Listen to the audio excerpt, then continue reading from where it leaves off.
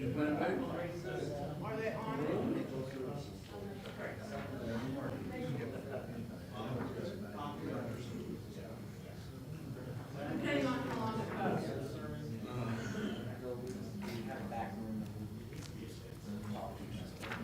okay.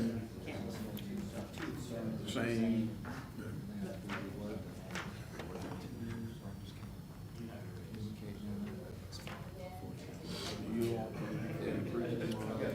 You all play before you get up.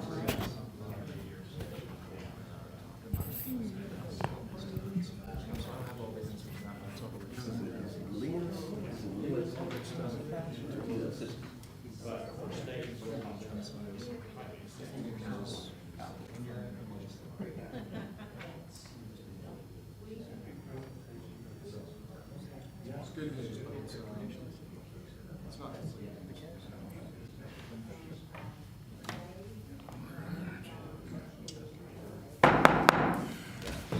5 o'clock, time to start our study session. Summer, would you call the roll, please? Blevins? Here. Commissioner Norwood? Here. Commissioner Sukusa? Here. Commissioner Roberts? Here. Commissioner Stallings? Here. Commissioner Orr? Here. And Mayor Mason.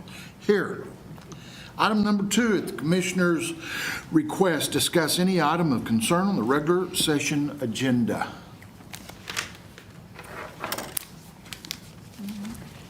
Okay, I'll move on. Item 3.1, update from Scissortail Renewables on the landfill methane processing plant.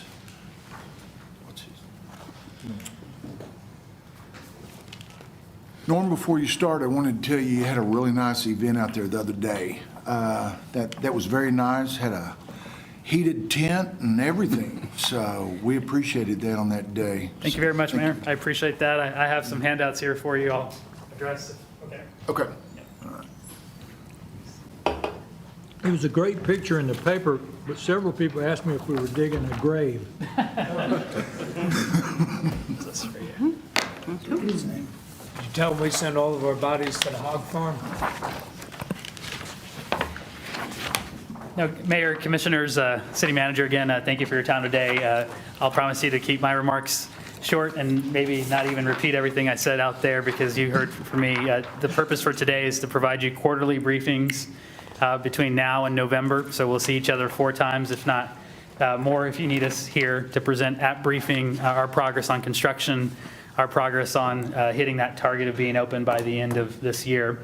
And so what you'll hear from our engineer and our project design team is what we're doing with the State Fire Marshal, what we're doing with our notice of intent with Department of Environmental Quality, a success point with the manager and staff about our driveway access entrance permit that we have now in hand, which then leads us to when we're going to mobilize to access the property.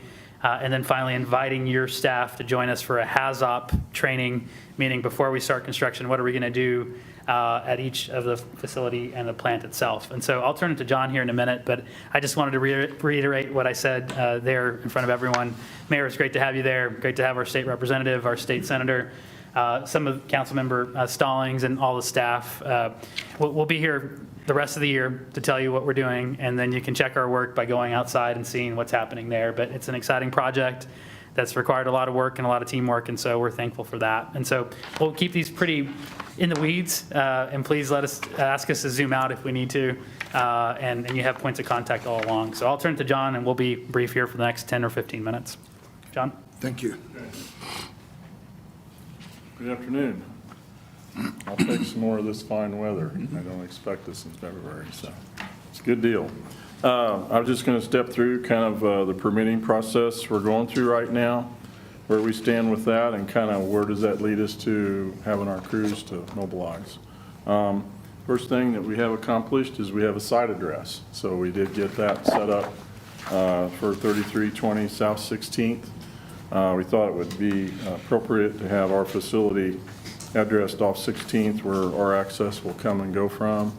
That'll help in the future when we have deliveries to our warehouse and so forth, that they're not kind of getting mixed up, trying to come to the scale house and having to be redirected. So that'll be our address. We've gone ahead and submitted our plans. I just got the fees taken care of here this afternoon and picked up our entrance permit. We actually have 3 different entrances for the project. There's one entrance that'll go into the meter lot by the Southgate intersection. Then we'll have two entrances into the plant site, one for the main plant access, and then the one to the south would be for deliveries into the warehouse. Next thing that we've submitted is our notice of intent to ODEQ. They've received that, and we've actually had a little feedback back and forth with them. Generally, that's about a 10-day process for them to turn that around and get it back to us. And then what that does is allows us to proceed with what we're looking at here in terms of the site work for erosion measures, for grading, and then this is indicating where we'll be installing silt fence and those type of measures, our construction entrances for access in and out of the two main lots. The other thing that we've already submitted, we submitted it back before the end of the year, is the fire marshal permit. We've received comments back on that. We've responded to them. That's been approved. I'm expecting to have my permit in hand probably this week from the fire marshal office for the warehouse building. One item that we have to secure is a remote alarm system monitoring package. That's actually submitted separately to the state by the fire protection company. So been talking to Marmac about that. Since we don't have direct access out there to, fire hydrants, fire protection, that's something that they want us to do. And so that's being underway. The other item that Norman mentioned is typically on these type of projects, we do what we call a HAZOP study. And so we bring together all the key members on the project to review the site and the plans and basically this various safety measures that we have in place for the facility. We bring in an outside third party that conducts that study. And generally we spend about a day on each site. And then we'll usually have a little debriefing afterwards to kind of go over any efficiencies or any recommendations or things that we need to take care of. So it's a good quality control process. It's a good exercise, and we'll probably, I mentioned to Jason, we'll probably invite someone from the city to join our group and participate in that team event. Obviously, you guys are very familiar with everything going on out there, and we need that input. So right now, that study is scheduled for March 14, and we're going to probably conduct it at our contractor's office in Goldsby at the B&H construction office. So we'll be looking forward to getting that underway. Based on the timing of all the permits, I think by the week of February 26, we should be in a position to come out and actually get started with work on site. So get our grading done, drainage taken care of, as what's noted on the drawings here, erosion control measures in place, and start basically getting the pad prepped to build the warehouse. So that's the timing of this. The other item that we're coordinating is with SCS Engineering. They're developing, and they've kind of got their plan finalized for the well field on the hill. And then they have their line that comes off the west side of the hill and works its way around to the front and over to our plant lot. So we're coordinating that alignment with them where the actual raw gas inlet line feeds into the plant. So those are all the different pieces that are kind of coming together here. So any questions on that? Hopefully that all kind of makes sense, what our timeline looks like right now. What's the timing to actually start drilling the wells? I think they have a, do they have their permit back? Yes, so Commissioner, that would be April 1st is the target time to start, and then they budget 6 months from there. Okay. I think they can complete it faster than that, but we would say April 1st to August 1st is typically the time of everything. Okay. All right, so in essence, activities at these site areas, activities on the hill, everything kind of going on at the same time. And bringing the two pieces together with it'll be a 12-inch black poly injection main is what they'll be installing to tie it together to our plant.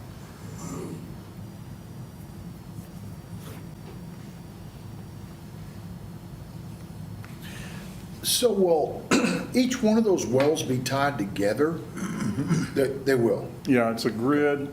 In essence, there's kind of like a loop header all the way around the installation, and then you design it to where it's kind of on a constant slope, so it kind of follows slope-wise downgrade to the main line, and then that Is the line. loop on the top, or is it? Yeah, you it's have on to the upper, trench? Okay. upper part. Yes. Okay. Yeah, so there's a little bit of voodoo involved of getting the grades to where, the moisture that's in it will tend to want to flow along.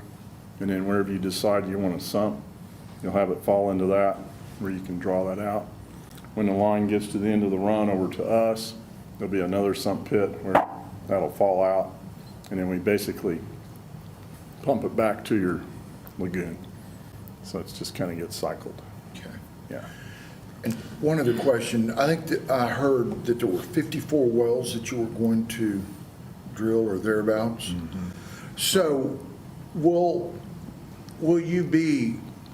all those be active at one time, or will you segment those so that you're taking methane out of sections of that? Basically, they have systems to monitor that, so it kind of gets into the performance of them. And, basically that's part of the O&M to make sure they're all doing what they're supposed to be. It's, a little bit of a hit and miss proposition, and you have to kind of tune them and dial them in, so to speak, to get them balanced. Okay. Okay, thank you. Not unlike drilling for oil and gas. You think you know what you're going to get till you get there. Don't.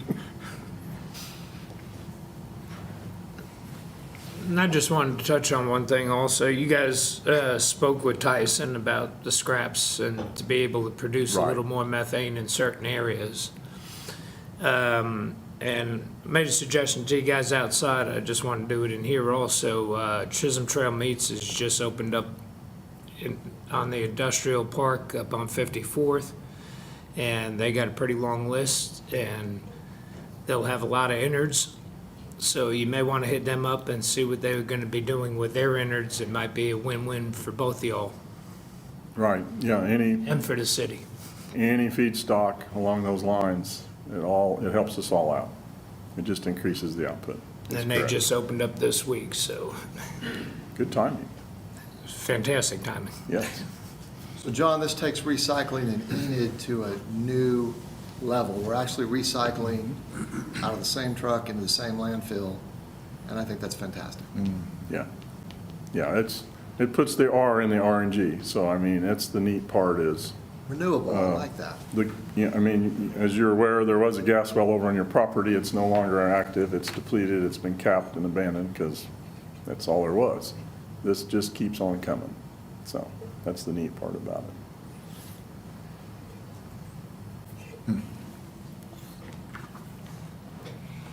Norman, you got anything else to add? I'd say, City Manager, we'll just look to you to schedule us an order, and we'll be back here, but we'll have some more pictures and a handout for you to see the progress. Sounds great, and just rough timeline to end the project. Did you say it was next year sometime, but it might be sooner than that, or? Fourth quarter to first quarter, ideally, we're Okay. done in a year. That's the best case scenario. I think our contract would be January when we start release. We're going to shoot hard to get the end of year target. Okay. Exciting. Thanks for your time. Yeah, thank you, appreciate it.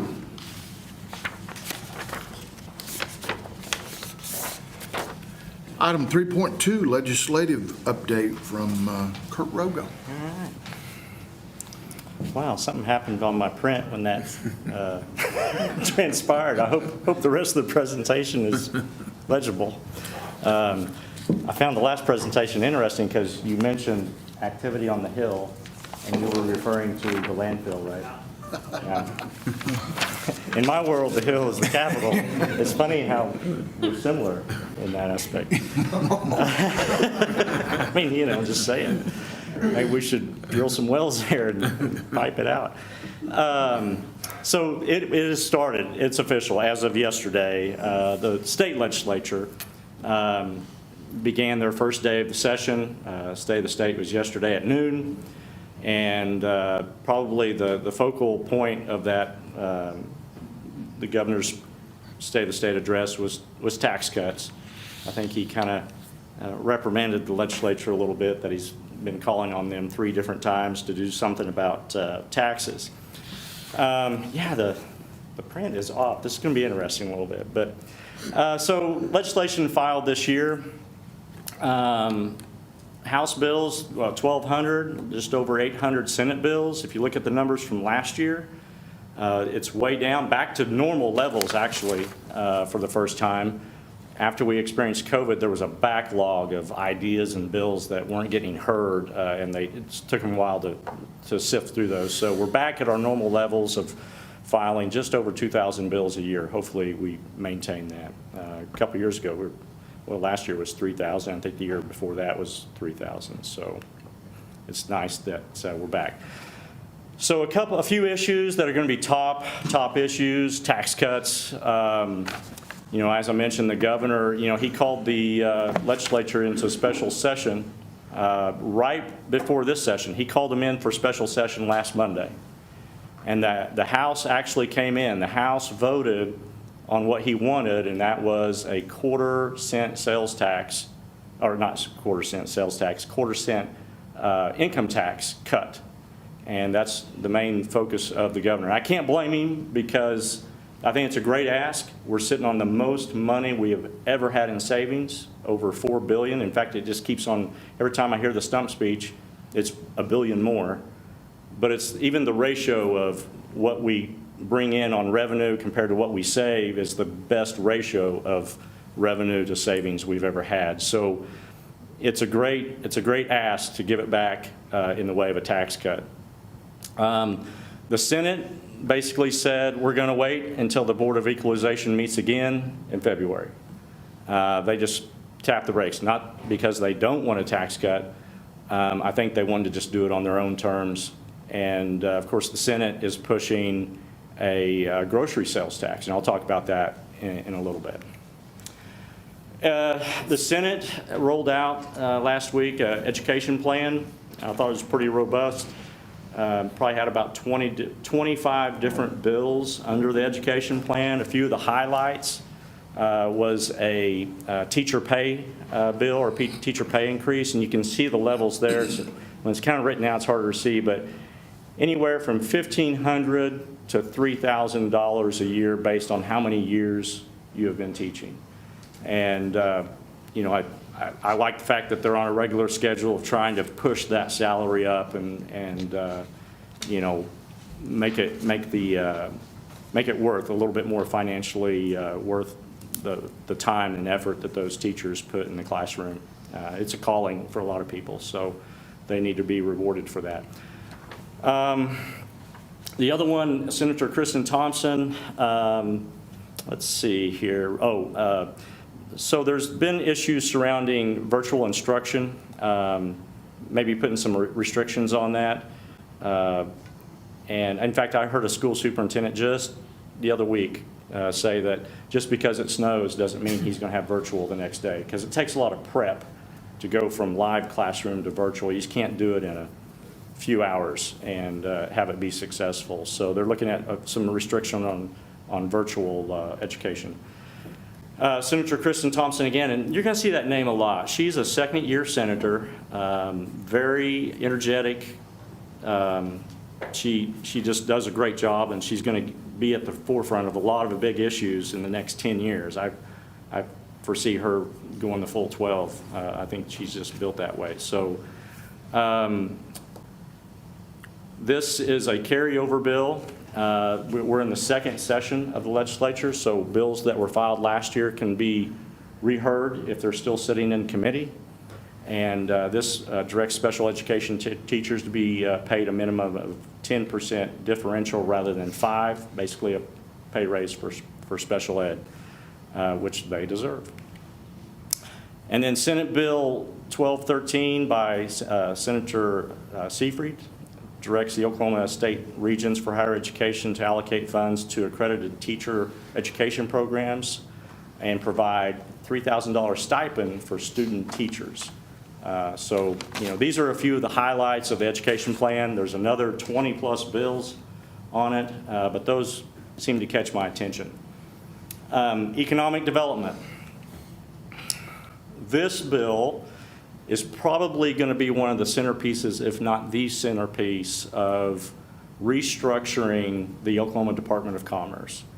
And it's called Creating Oklahoma's Modern Plan for Economic Transformation and Effectiveness Act, which is Compete Act, kind of creative. They're looking at, and it's been talked about, it's been studied, and this all came about because of the new age that we're in on economic development, and that's handling these mega sites, mega projects, Panasonic, solar manufacturing, Tesla, and we've also had this influx of so many more opportunities hitting the Oklahoma Department of Commerce. And when you get into these mega site projects, the governor had to package special deals for them that we weren't used to, because all of a sudden you're bringing in 2,000 employees or 4,000 employees. And our economic development incentives really weren't tailored to play at that higher level to compete against other states. And the way the model is set up right now, you go to the governor packages the deal, and then takes it back to the legislature. And one of the problems that you run into with that is it gets political. You don't have legislative buy-in right away. And it's not a model that cooperates well with these big mega site folks that come in and evaluate our state compared to other states. So they're wanting to take away some of the responsibilities of commerce possibly and create their own agency. I hate to put it in the category of creating more bureaucracy. It's just separating the responsibilities within commerce and having a legislative committee that helps structure those bigger deals, and also have board oversight. That's something that commerce doesn't have, is a board, a public board like this. Education, health, all the other agencies have boards except commerce. So there's a lot of little things that they're looking at doing, and this bill is going to be at the forefront of restructuring, potentially, Department of Commerce. Economic developers are in on the discussion, and the state chamber is. Will that have funding that goes with that? Yes, there is a bill that she has, like, it's called 1448, and it's over $600 million worth of funding. So it's going to be controversial, possibly, on the funding mechanism as to how much money they put Isn't in. that growing government? Yeah.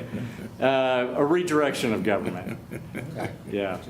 I follow you. I mean, I can see right off the top how those dollars are going to be available. If they're looking at projects for 4,000 to 5,000 employees, that's going to be Oklahoma City, Tulsa. Right.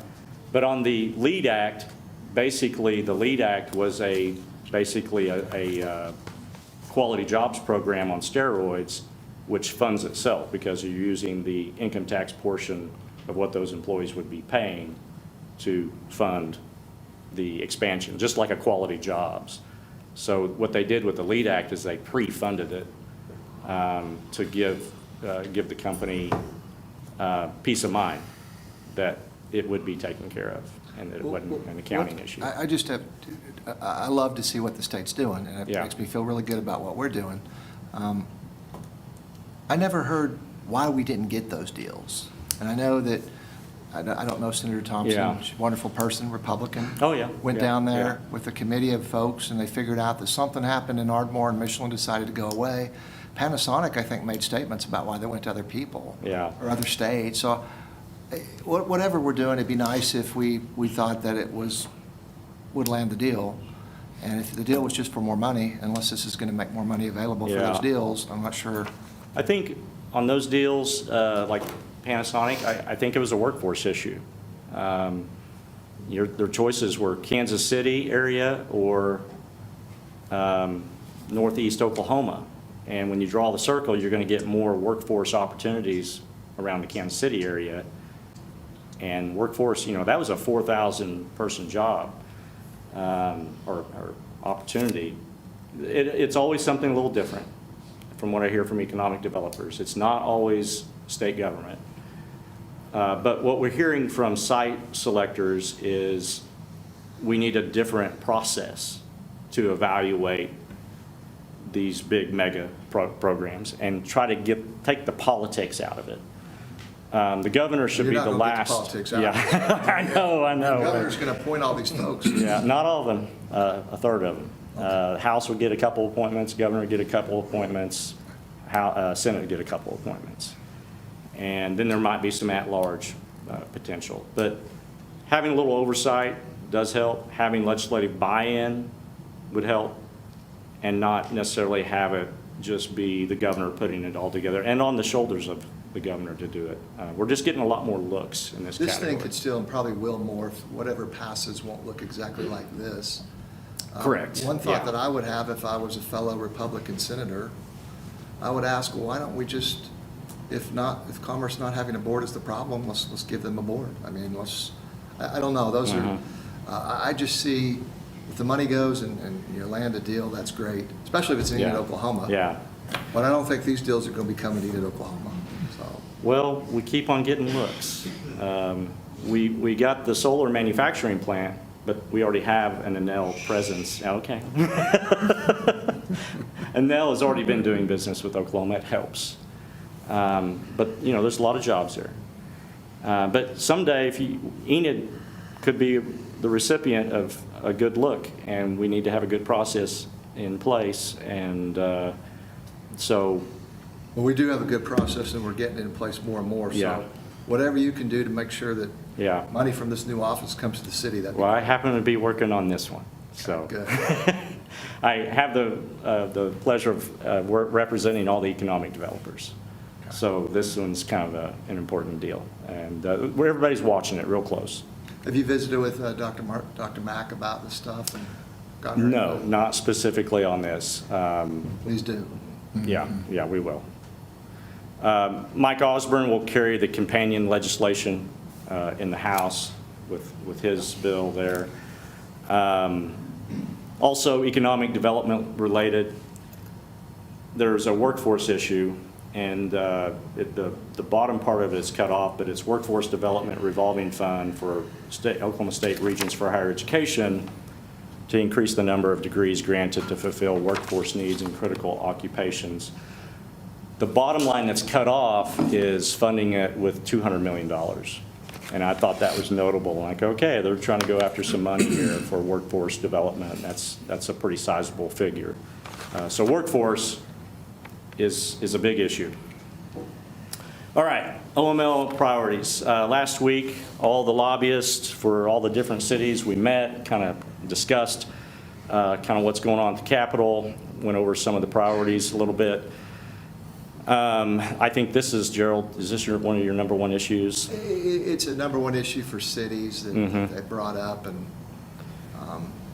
Require annual certificate of compliance from municipalities to OMMA, medical marijuana, for any renewal of marijuana dispensary grower processor license. So having some oversight by cities helps with that compliance issue. well, I can just specifically say, after the license has been granted,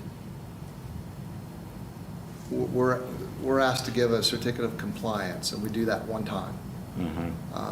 With the current law the way it is, and my understanding, I got educated that it used to be an annual certificate was required, but somebody thought, not municipalities, that it was better just to let them say they're in compliance and attest to that. Our experience is that that's not what I'm seeing and the commission's talking to us about. It has helped that the state's put a moratorium on stuff, and I think what's helped the most is this body taking action with the two ordinances that we brought about, whatever we want to call our restricting those kind of businesses in the downtown and outside of industrial areas. So I think that will serve us well there.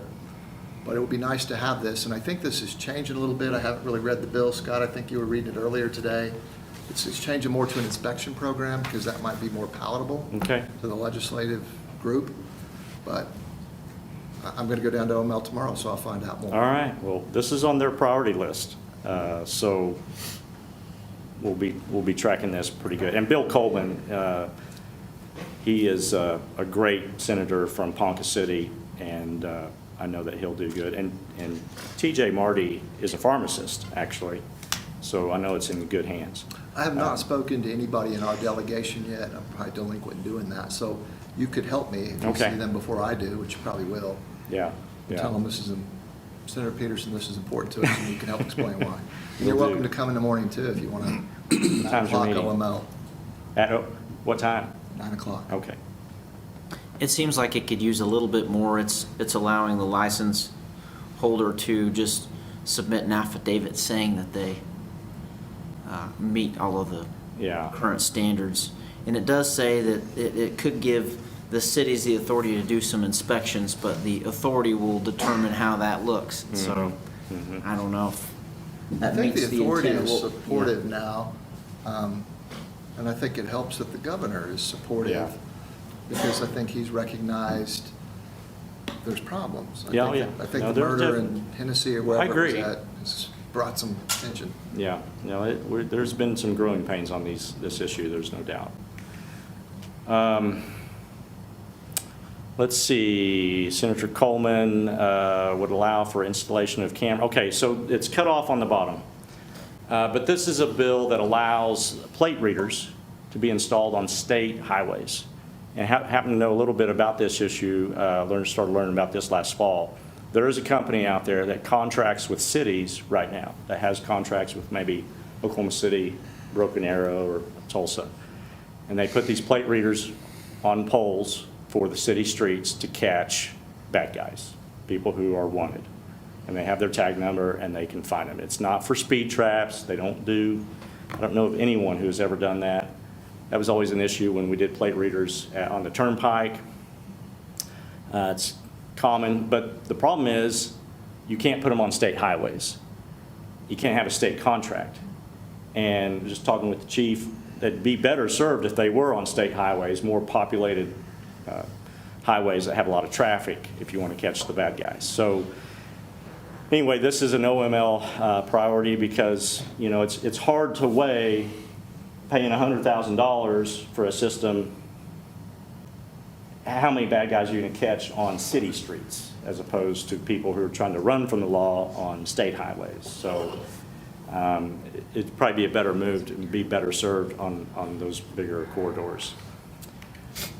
Let's see, okay. Senate Bill 1510, Chuck Hall from Perry, Representative Mark McBride, who's in the Moore area. Actually, Mark McBride used to live in Hillsdale a long time ago. This is to remove partisanship from municipal bidding, excluding political subdivisions from requirements of the Energy Discrimination Elimination Act. And what this was legislation that was created a couple years ago, a state act that told the state treasurer's office, create a list of all the companies we do business with that boycott oil and gas. And I commonly refer to it as the banking blacklist. I understand why they're doing it. Everybody's trying to make a point, and we're an oil and gas state. We would like to do business with our friends, but what I've heard from economic developers is it does create a barrier to grow economically when you pick and choose. So this will be a big ask probably, but you know, Chuck Hall, he's pretty stellar, and McBride is pretty stellar legislator. So we'll see how far this goes. Trying to get an exemption for cities to operate differently. So we'll see where this goes. I think that's important. I'm glad Senator Hall's taking leadership on that. Yeah. I think Stillwater had some significant issues, and it cost them a lot of money with an effort to enter some kind of contract that they had to end up dropping out of. And so I can't say that it's impacted us a significant amount, but it has the potential to impact municipalities. So we would like it to get passed. So Yeah, well, we'll see. we know that's part of why we're paying you, is to go pass the know. things we want, We kill the gotta- things we want to go away. You got to get them to push the button. Yes. Senate Bill 1650, House Bill 3949. This places a temporary moratorium on certain legal action related to the owners and operators of municipal sewage systems. I don't know the background on this, but it sounds like a courtroom issue to me. I didn't know if you all, I just thought, well, I better mention this. It is on their priority list. Okay, so there's a short list of support legislation. They had their priorities, and then they had some support areas. Senate Bill 1502, I happen to know a lot about because I actually, on a different client issue, helped create that. It's allowing public trust projects, basically nonprofits who have the same tax exemption that the cities do and the sales tax exemption, to be able to work with general contractors and assign that exemption to a general contractor. The city can already do that, and we're not touching that. We're not touching state, we're not touching churches, rural electrics.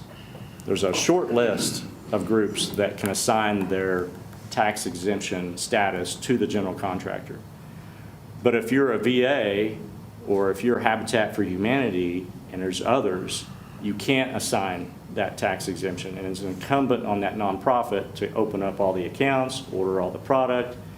It becomes an accounting nightmare, subject to audits, and the construction industry is asking, can we just do it like cities, churches, and these other groups?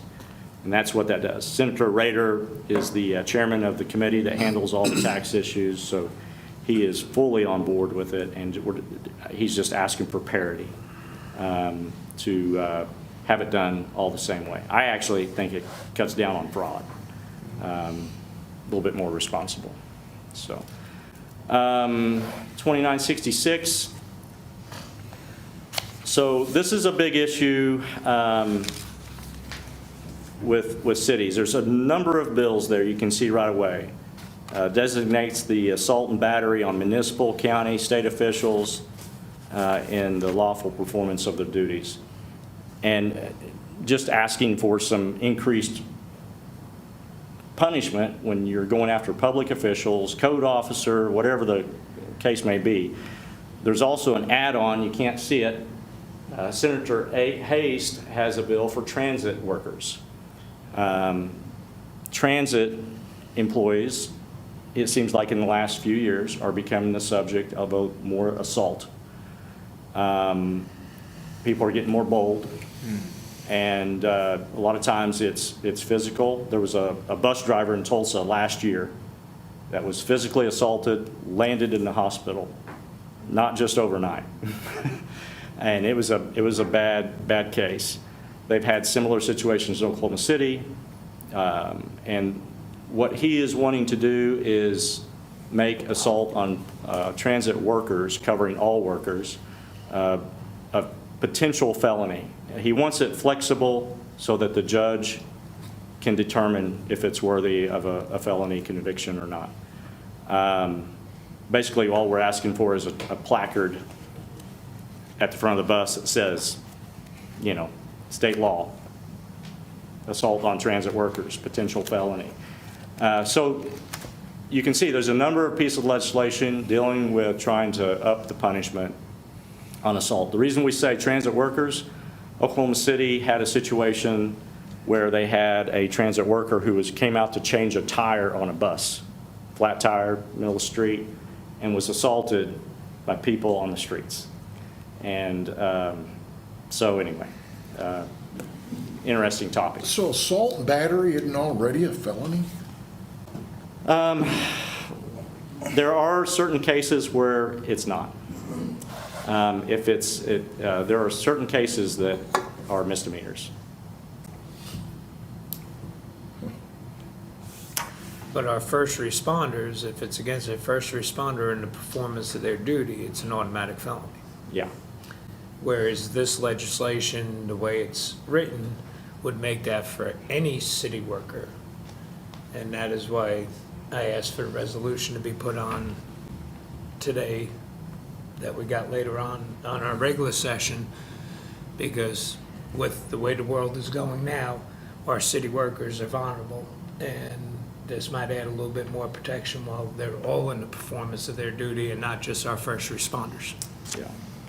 Does that include verbal assault? You said that last. Yes, verbal assault would be a misdemeanor, to whereas it used to only be a complaint and go through, it would be a misdemeanor now according to this. And then an actual physical assault would be the felony while they're in the performance of their duty. So I guess if that happens at the city clerk's office, is the marshal responsible for issuing those tickets? The marshal would basically make the arrest, Okay. because especially if it happened in their presence. Yeah. It's a growing trend that we're just trying to, different groups are wanting to nip it in the bud and take care of it. So, last slide, legislative deadlines. I'm always, when you're in legislative session, you're always having to deal with deadlines. All these bills that are out there, 2,000 of them, they got to get through the committee process in the next 3 weeks. It's chaos. The first 3 weeks of session are absolute chaos. So that February 28th deadline for that. And then those bills have to get out of the chamber of origin, House bills in the House, Senate bills in the Senate by March 21st on the floor. And after that, the ones that didn't make it, they're dead. So you thin out a lot after that March 21st date, and then we'll have another set of deadlines. So that's all I have. If you have any questions. I've got one for you. And I shot you an email this I did. afternoon. I got a good answer for you. Okay. Well, decent answer. It's House Bill 3578, and it looks like they're wanting to force cities to allow manufactured homes into any residential zoning, is what it looks like. These are constructed using HUD standards, and it seems odd to me that, the state has adopted international building codes that these houses don't meet. Yeah. And then now they're asking cities to allow them into different residential zoning. And we're working on our own solutions for this, and I think I can speak at least for our economic, or for our community development group, that we'd like to be the ones to make that decision instead of the state. Right.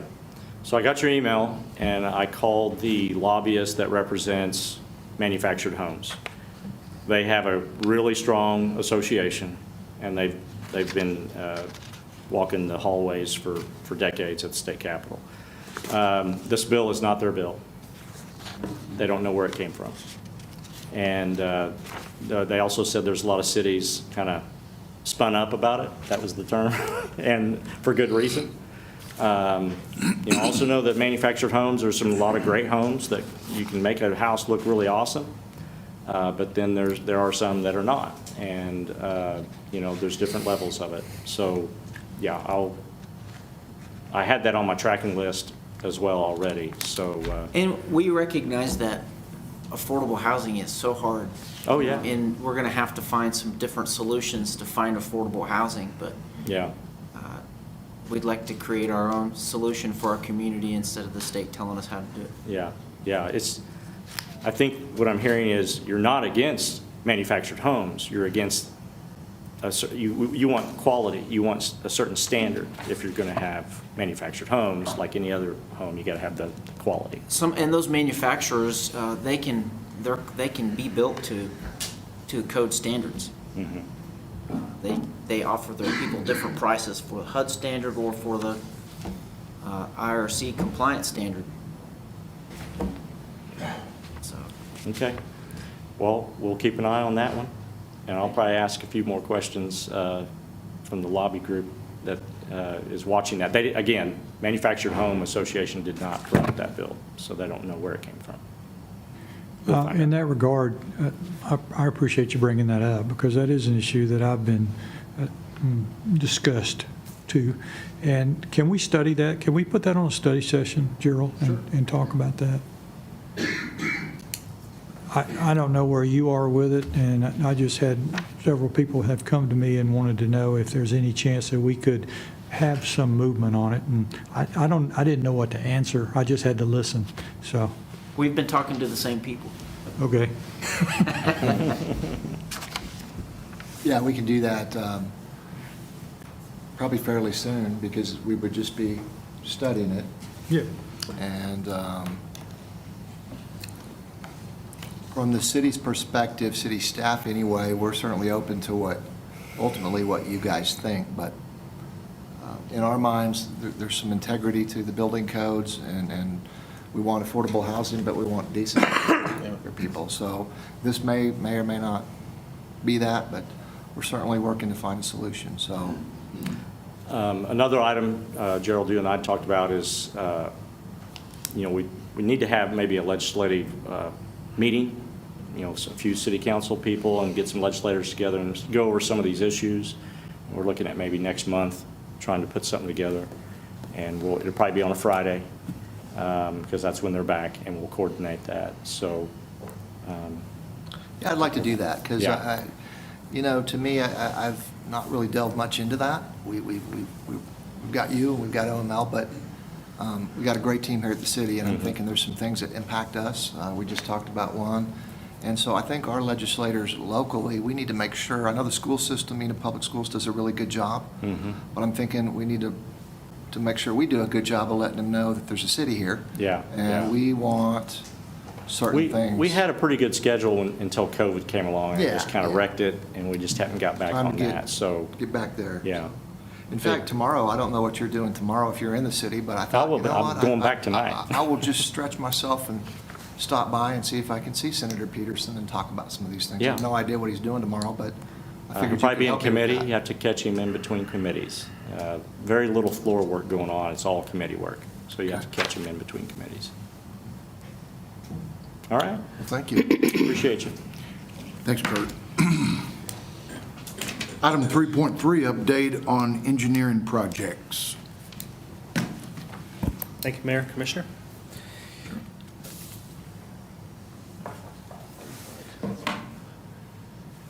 Apologize for the length, but I think that gives us gives a testament to how much work that we're working on. So, FY 2024 third quarter capital improvement update. Just to remind you all, the purpose of CIP projects are improvements to real property, major maintenance projects. In last July, you guys approved the 24-year budget for 51 projects that was just over $16 million. And so I'm just gonna go right into it. If you guys have a question on something, just holler at me and I'll go into a little more detail. Like I said, I got a lot of slides to cover. So, fire. Remodel the bathrooms at Fire Station 1. Right now, the design is in progress. We've been speaking with an architect on getting a few things lined up. We plan on having the construction beginning this summer. The other fire project is Fire Station 3 ditch. This is the fire station that's located out on Randolph and 30th. Hazardous ditch. I think Chief spoke a little bit about it when he gave his talk. Kind of hazardous for the mowing and things of that nature. And so they tasked us to look at it and see what we can do to make it safer. Currently, it's about 90% done of the design, and we expect construction sometime in spring. Do we think that estimate's going to be in the ballpark? Yes. Is this just dirt work? It's really, it's pipe and dirt work, yeah. Okay. Yep, You're just nothing- going to put a piece of pipe under there, is that what you're going to do? Yes. Street and Alley Fund, two of those projects is a partnership program. For the residential side, we've had 3 applicants this year. 2 of those are in design and 1 has been constructed. And we've only had 1 applicant come in for the commercial. And it's going to be a fairly significant project. I'm excited for it. It needs to be done. And so that one's currently in design. Is that commercial place downtown, or is it somewhere else? It's downtown, it's on the edge of downtown. It's not Okay. in downtown. But this program's specifically for existing sidewalks that are in bad repair, right? Exactly, yeah. Yep. Do we cut those off if we reach 50,000, or can we go beyond that? Well, the quick answer is 50/50? no, we can't go beyond it until we have a budget evaluation. This is a great program, though, and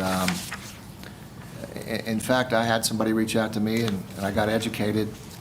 They did not have an existing sidewalk, but we would have still found a way to partner with them. I just don't know. I like the half and half nature. Yeah.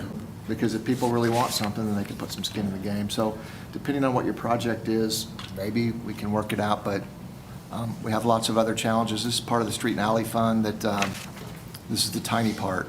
The big part is on streets, and we gobble up most of the budget with that. But it's not impossible. Whoever it is, if you'll have them submit an application to engineering, we'll start evaluating. Yeah, I think about every 3 months or so, we have Derek put out a call on these, and we get a little spark of interest, and then it kind of, we don't hear very much on this at all. So anytime the public would like to reach out, apply, we appreciate it, so. And we're very close to the next budget year, too, so that's why if they can get it in, and it takes a little while for design, right? It doesn't get designed overnight, so. Yeah. Yep, some of them have a little more specific challenges versus, Right. just tearing it up and replacing it. Some of them have some ADA compliant issues that we've got to address that make it more challenging. Okay. You have 2 projects in the grant expenses. They're not technically grants, but that's what we call it. Prairie View Trail, I think I've talked a little bit about this before. So basically, it's a trail from Oakwood out to Prairie View Elementary. The project's currently in design with the consultant. Expect the plans to be completely done in August, and hopefully construction will begin soon after in November. This being through the Department of Transportation, the design takes a little bit longer. Yeah, Commissioner Ward, does that answer your questions? It's taken a long time, but I'm excited that it's coming to fruition, so.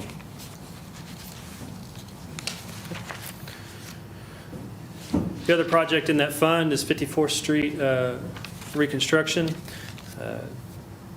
Currently, the project's, it's been designed and it's been bid. We've been waiting on the contractor to get us a solid start date, and we finally pinned them down. So in February, I think it's 26th, I think, is when their notice to proceed begins. We've had coordination. We're going to have coordination meetings between Tyson as well as Renew Energy. And those funds came from the TIF, from Renew Energy for this Yeah. particular project. Yeah, that's kind of why I mentioned that. It's not necessarily grants, but it's This is from our TIF from that the we TIF, exactly. did with Renew Energy, and Yep. we're getting that street done Yep. by that TIF. Does yes. that make it clear to market? No, it's just to the railroad tracks. No, we were actually able You to. were able to go we were past able it to with extend it? it down. Yes, we Thank you, guys. Appreciate that. do what we can. Is it still going to be a 2-lane? Are you going to expand that? What? So it's going to match what's there. It's 4-lane down to, I believe, the first or second entrance into Tyson, and then it goes back down to 2-lane Okay. where it crosses the tracks. Okay. You were the chairman on that TIF committee. Yes. The next fund is a property improvement expansion acquisition. This is where our Public Works Tech Services have the majority of their projects, and then we kind of share along with them. The first project is we refer to it as the 81 Signals Project. That's going to include signals, posts,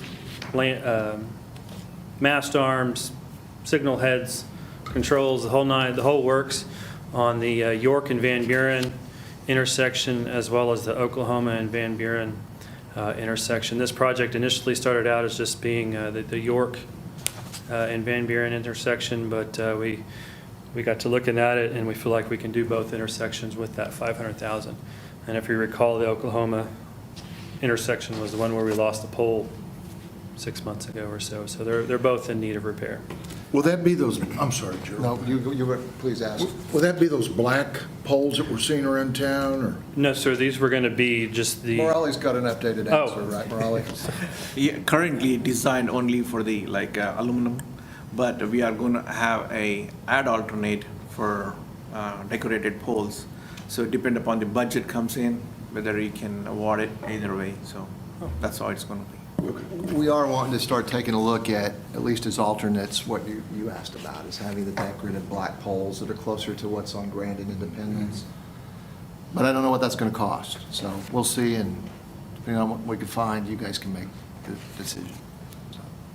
So that was an update for you, so. Thank you. Thanks for updating me. Real-time update. Real-time update. I appreciate that. No, that's good. I mean, that's good.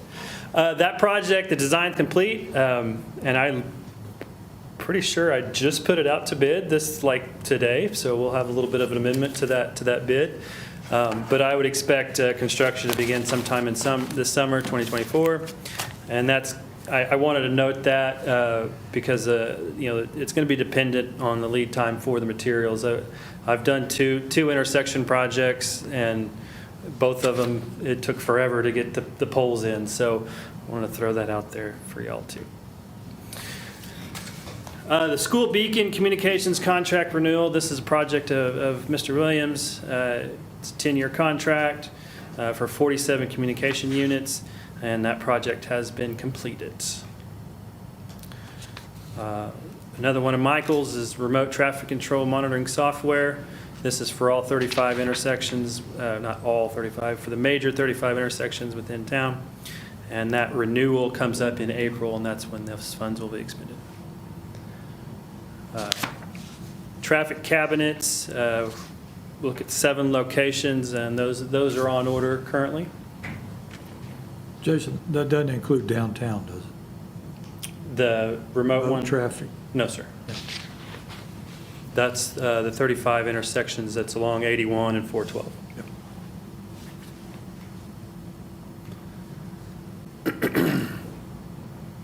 Security system at Building 100. That's just basically they didn't have card readers on the doors there, so getting that put together, and that project is complete. Generators at Building 100 and Building 600. Those generators are on order and are expected to come in December 2024. Painting of Building 100 to match 400. Building 400, that's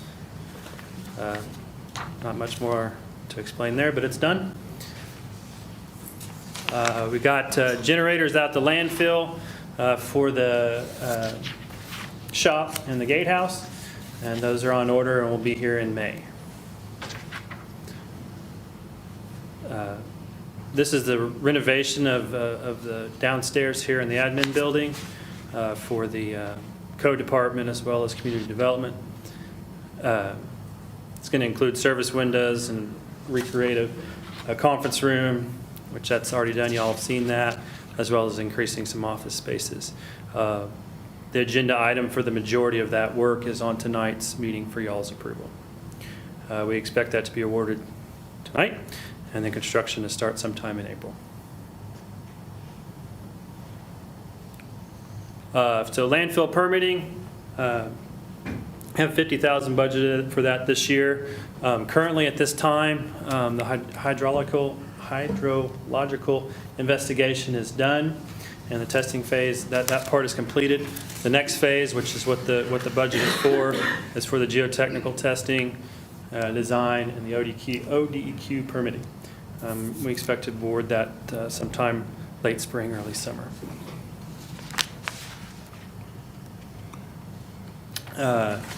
This project, we refer to it as the Landfill Convenience Container Center Edition.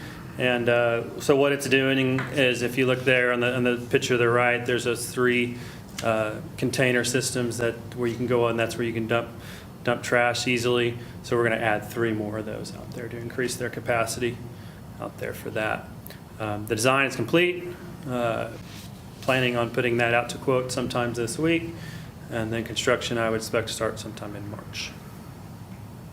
I think that'll be a great benefit to our citizens that go out there that don't necessarily have to go up on the hill or wherever. Correct.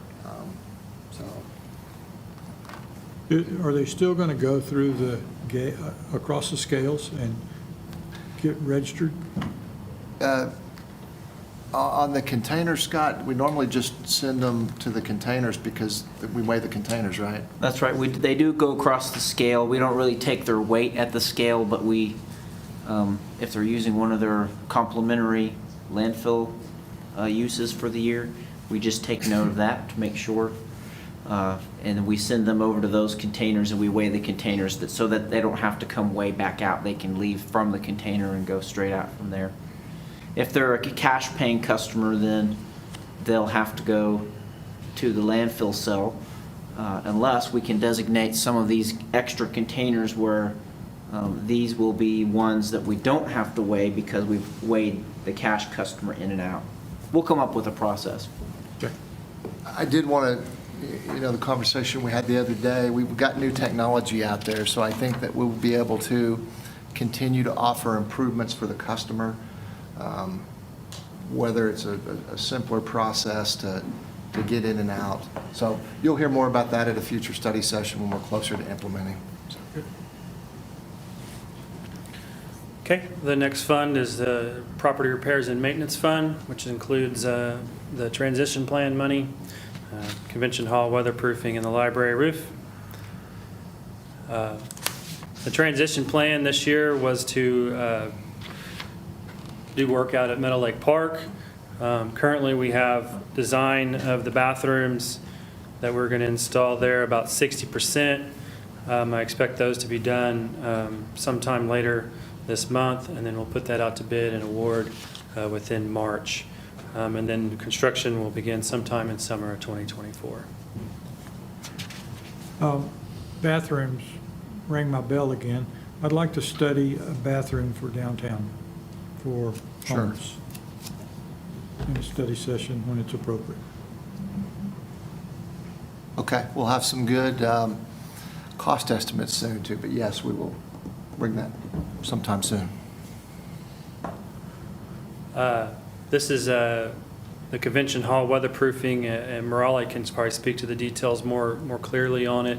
But this project is going to weatherproof the exterior brick, and the wind does a little more. Phase 1 is complete, and then construction on the rest is expected to start in summer 2024.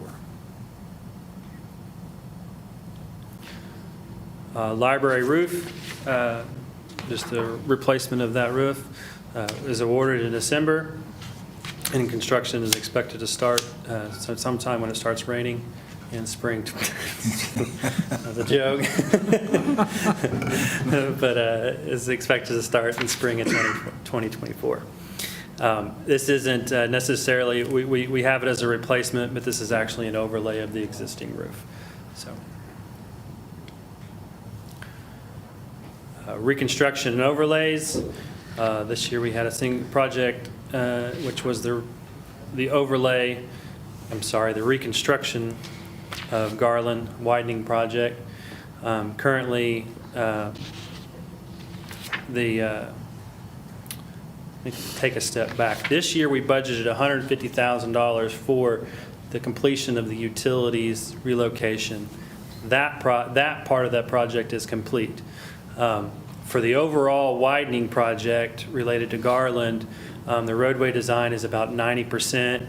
Right-of-way acquisition is about 90%. And so with the money that we had this year, the utility relocation is complete. The city's portion, I have a few more fiber and communications that I need to speak with to make sure that they're out of the way. But I don't expect that to hold anything up.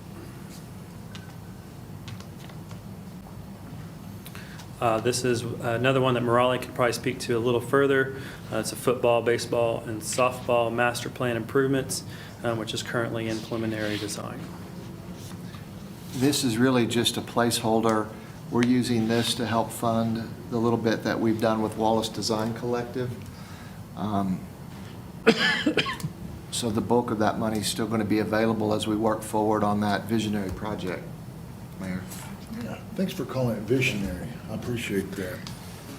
Did I mention multi-year project too? I thought we said 2 years. Oh, okay. Okay. Okay. Reconstruction and overlays, arterial streets.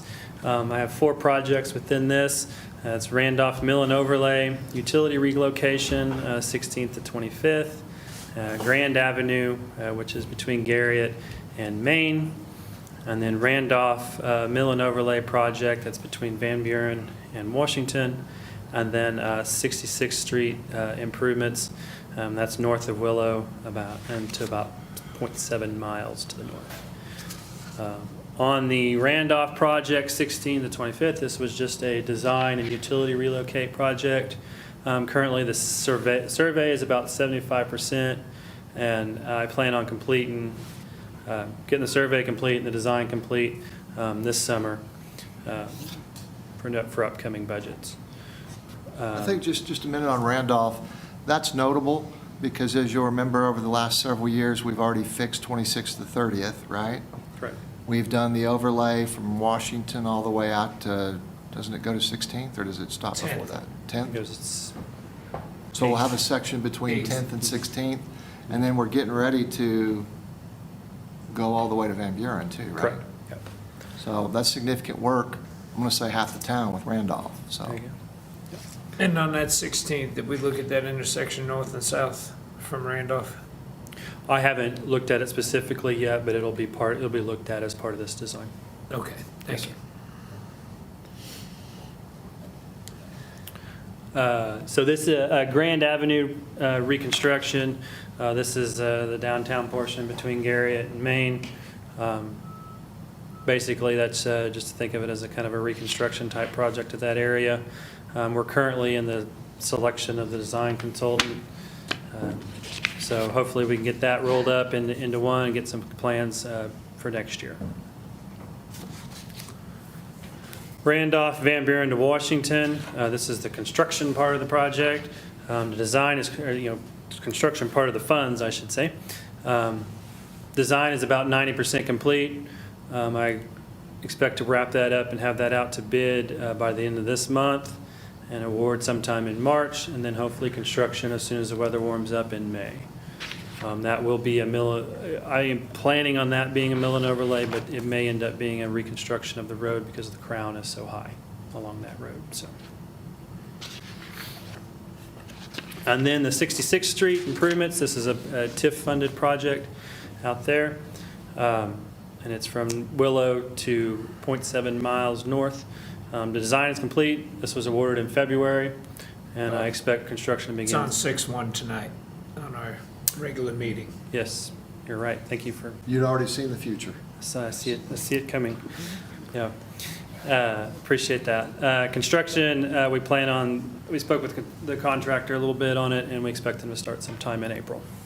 Can you explain how this doesn't get us the whole way, right? We'll have an alternate that. Correct, yes. This is so due to the size of the project, we split it into two phases. And so this is phase one, which is what's on tonight's meeting for y'all. Total cost was something like $1.4 million? Yes, sir. So we'll come back probably in July, asking to execute the alternate to finish it. Yes, sir. Mind you, this project was initiated by a past commissioner, Rodney Tim, back approximately a decade ago, maybe even a little bit more, 12 years ago. He requested that this road be fixed. Since we were able, Tachyon wanted an extension to their laydown yard, so we were able to get this in a TIF with that laydown yard and the extension to go with Renew Energy. So we were able to get this done. Might be 12 years later, but I could tell you Commissioner Tim's very happy about it.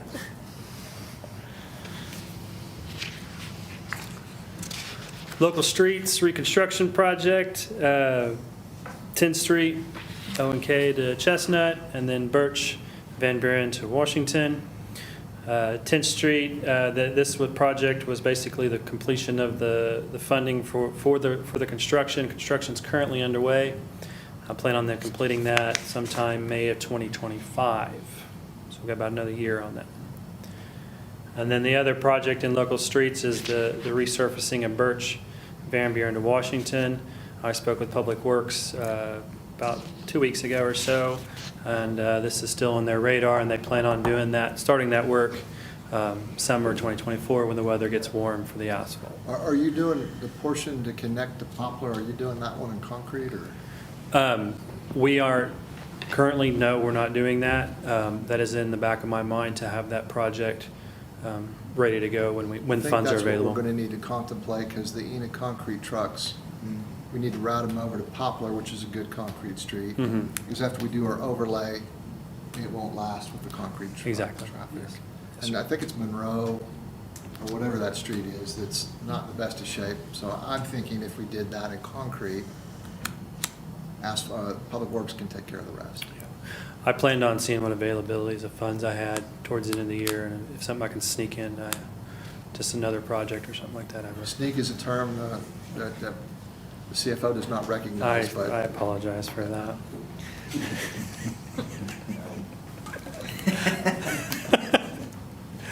All right, oops, did I click too many times? Yes, I did. All right. Construction repairs, this is for the sanitary sewer system, I&I root control and the backup power to 5 lift stations. I really didn't know what to put on this one. It's underway. I'll probably be bringing a change order to the commission probably in the next month or so to lock up the rest of the funds so they can continue in their point repair program. So projects in progress.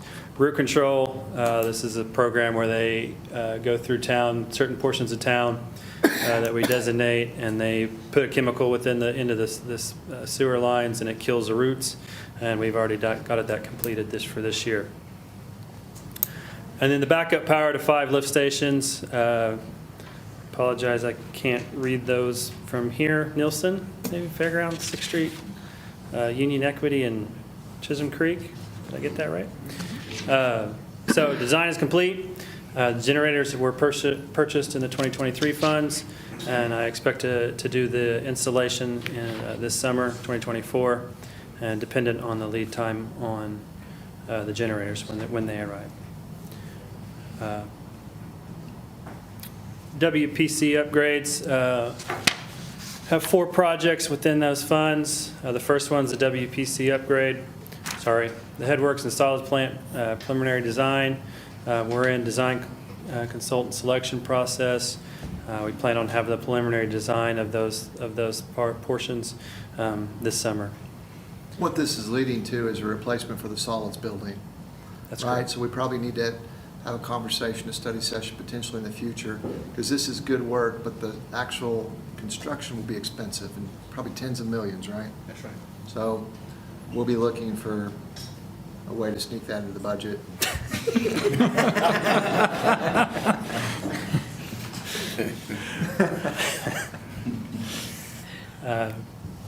More work out at the old sewer plant would be the demolition of, we refer to it as the old racetrack and box.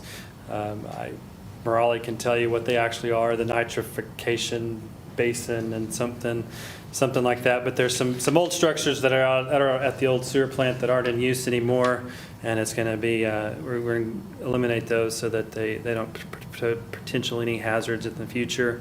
I plan on awarding that this month, and then the construction will be sometime following that in the spring.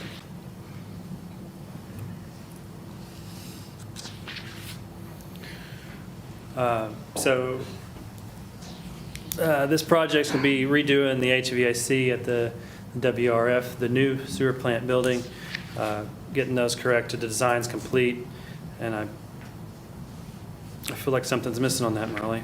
They plan on... Yeah, I think the construction, like, basically we're waiting for the design to outbid this month. Alluding to what Mr. Gilbert spoke to a little bit about the solid waste building being relocated over to the new plant. This is kind of the first phase, and it's one of the phases that we spent about 2 years now diligently trying to figure out exactly the best process to move forward. But that's the selection of a new solids waste press, formerly known as a belt press. We're actually going to switch to a different type of press. And so design's been completed. We plan on releasing that to bid sometimes later this month, maybe the 1st of March, and then I expect award sometime in May. Flood control funds, got a long list on there. First project is the Meadows South Drainage Channel. Construction's underway, and it's probably about 90% complete. If y'all remember, this is a project that's adding a concrete bottom to that drainage channel along along the south side of Meadows. The Live Oaks, Johnson to Hayes Drainage Channel, same concept. We're going to put a concrete liner or concrete bottom to the bottom of this channel. Design's complete, and I expect construction to be sometime in spring of 2024. The repair to the Don Haskins wing wall at the park there. This project's been designed, it's been quoted out and awarded, and the construction is supposed to start next week. This will be a great improvement. Yes, sir. This is where the cones are and the orange fencing that'll go away. Yes, sir. Southgate box culvert replacements. We've got the survey complete on that. Design's about 30, maybe closer to 40% complete. And I plan on getting that wrapped up and construction sometime in summer of 2024. To remind you a little bit about the project, there's a pair of old wooden bridges out there on Garland and Southgate that are well past their prime and need to be replaced. Are those are the end of our wooden bridges though, aren't they? These are our last two, yes. Willow Stormwater Lift Station. So basically, this is just kind of like an upgrade. We'll redo the control panels and redo the motors. Preliminary design is complete, and we'll be looking at purchasing the materials and to get the construction done in summer of 2024. Establish the flow lines for proper drainage.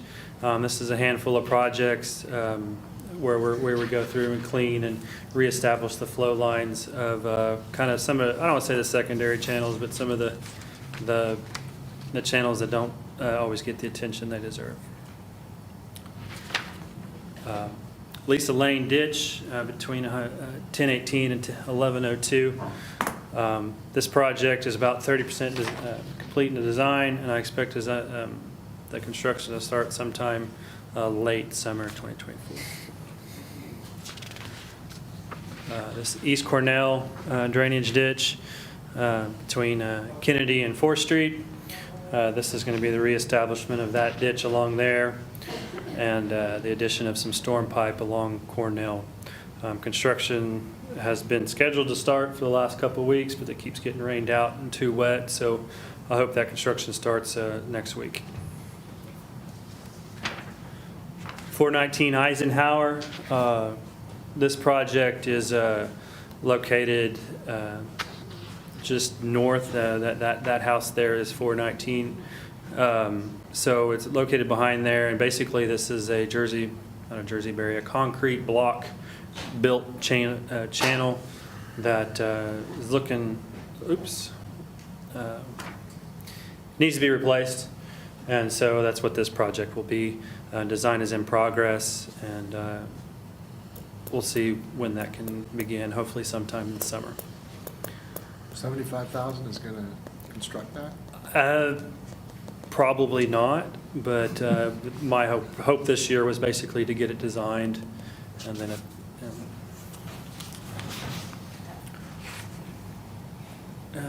water capital budget was 620, and upgrade extensions was 250. Those projects included the street repairs, we call them the water breaks, Ringwood and Clio roof replacements, and the repair and replacement of fire hydrants and valves. So the Ringwood and Clio roof replacement project, the bidding is in progress, and I expect construction to probably start sometime late spring, early summer. And then the other project is for our upgrades and extension is a water plant 1 reconfiguration. So with the water line coming from the new plant back to the old plant, there's some lines that aren't necessarily needed anymore. A lot of duplication and redundancy that we're going to take out and improve the efficiency of that area. I don't know why I didn't put that picture, that spider web up there. Oh wait, there it is. I forgot I had that slide. Taylor did a good job. So to speak a little further into that, if y'all looked at your handouts there, how many lines there are in that area. So basically, we're going to button that up and clean that up to where it's not, it's more efficient in its layout and work. Design's about 90% complete, and construction's basically ready to start pretty quickly in spring. Last two slides aren't included in the CIP program, but the couple of projects that I wanted us to bring to your attention that we're also working on as well. The 66th Street Industrial Park improvements. So right now, we've gotten a survey probably, I'd say 60 to 70% complete. And then so we've got the prelim design for the water line in progress. So we expect to begin the water line, kind of the phase one of the water line construction in this summer of 2024. The other project that I wanted to bring to your attention is the Ames water line. Phase one will be the creek crossings. The design is complete and permitting is complete. And I guess basically we're waiting on funding. Is that the right way to say it, Morali? And once those get into line, we'll begin that. Phase two is the water line, the actual lining of the water line, the existing water line. Design is in progress and permitting is in progress as well.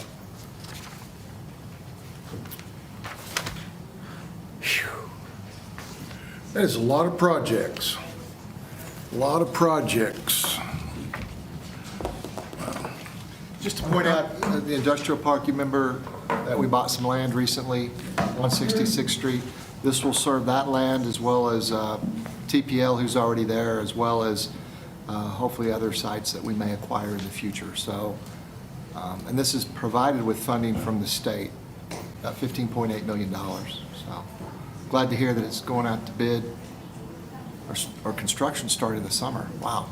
Yeah, bid would probably be spring. Okay. I think it's a phase one. Phase so, one, okay. We couldn't get the survey for the whole site, so we are just doing the right-of-way portion of the 66th Street along Chestnut, so that might be an L shape, so we are going to target that portion. Remind me when the full project has to be completed by. 26, I think, something like that. December 26. December 26. Okay, thank you. All right, Jason, thank you. That being said, I think I'm going to push off until a little later on. Sounds good. That's all right with you, Morelli. And with that being said, I think we'll take a break. We're going to adjourn, and we'll start again at 6:30.